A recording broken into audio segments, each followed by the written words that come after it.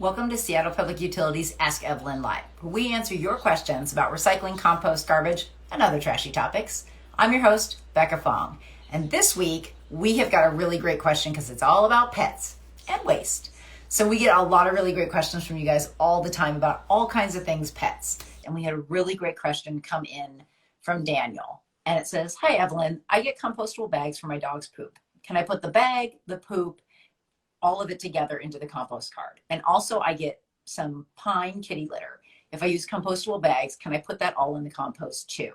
Daniel, is a really good question, and we have gotten that a lot from different customers. So the quick answer is no poop ever goes into your compost cart.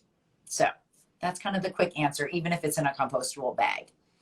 So let's get into the details really quickly. So the main reason that we can't take poop in our compost carts is that our compost processors, both Lens and Cedar Grove, are not permitted to actually handle the pathogens that are in that poop. And what is unfortunate about these compostable bags is that they can be very confusing because they kind of signal you to say like, hey, okay, you're using a compostable bag that is meant to be broken down in a composting process. So if I pick up my poop in this bag, I should be able to put that all in the compost cart. And unfortunately, it's a little bit of mixed signaling. So the one potential benefit to using a compostable bag is that you're not using a plastic bag, for those of you who are really concerned about that. But Pat had definitely told me that they are now starting to use kind of a darker plastic, like a deep green, almost a black. So it doesn't look like your green produce compostable bag. So it's a little bit less confusing. Another thing, the kitty litter. Daniel, you wrote to us about that. So yeah, I have definitely used that same pine-based kitty litter.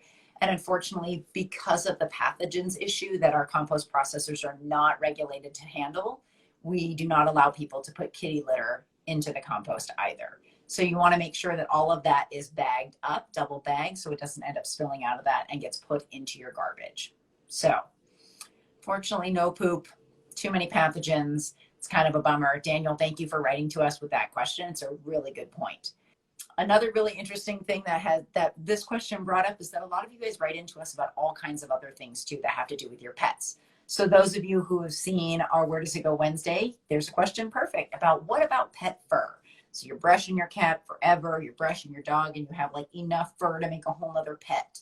And unfortunately, all of that has to go into the garbage. And the reason is that for one, our compost processors really don't want that fur. It's not a value add to the composting process.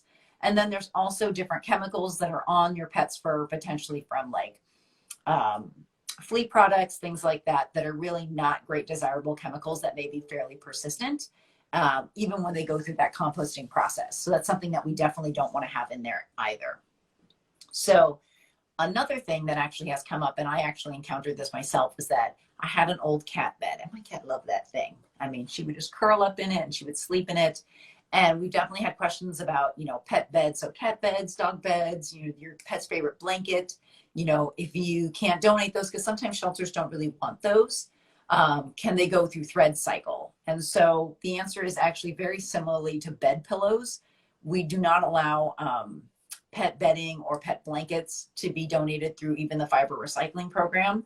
And that's just, they can just be too soiled. So one thing that we do get a lot of questions about is pet food. So I know for myself, I had a bag of cat food that was opened and was not really very good anymore. A lot of shelters will take opened pet food if it's still good, or canned pet food, which is great. You can definitely donate that.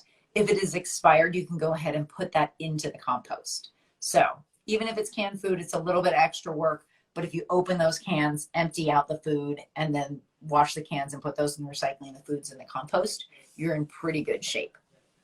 One other question here is that, so what about bulk kitty litter options? Oh man, for those of you who have cats out there, you know that kitty litter can come in all kinds of containers, from those big plastic jugs to those big, like impossible to open, super heavy cardboard boxes. So if you can reuse those containers, there's a really good option. So somebody came and told us that at Petco, I believe, you can bring your own container.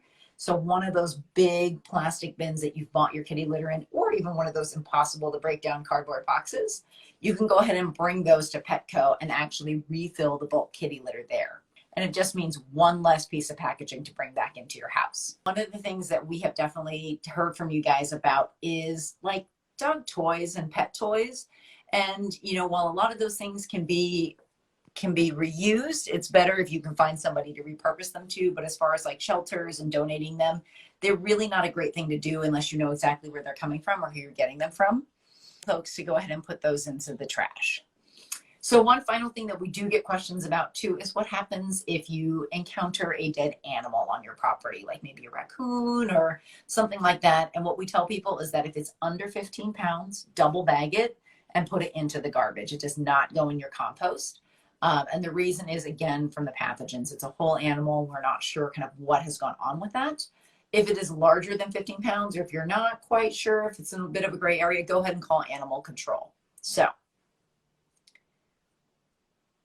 that's a really, really good question, just about what happens when your pet passes too. Again, you're going to double bag it. If it's larger than 15 pounds, you can certainly call animal control as well. So, oh, and one other thing, one quick plug that we have from our partners with drainage and wastewater is those of you who have fish, please stop flushing your fish. You can go ahead and put them into your compost carts because they're so little. And you don't want to flush anything that is not like from your body or toilet paper, because that can also cause a backup. So please stop flushing your fish. So, all right, folks. Well, thank you for all of your questions and your comments. Daniel, thank you for writing for us. I know it's been a different kind of show this week, but definitely keep your questions coming, and thanks for hanging in there with us. And with that, we will have links to all the information that we talked about in our show notes today. And we will see you next week. And hopefully I will be able to get one of our fantastic guests to join us as well. All right, folks. Well, thank you so much for joining us for another episode. And remember, if you have questions, you can send them to us on Facebook, Twitter, Instagram, or you can send us an email at askevelyn@seattle.gov. And this week, I guess it's just me signing off. So remember, I'm Becca Fong, and life's better with less stuff.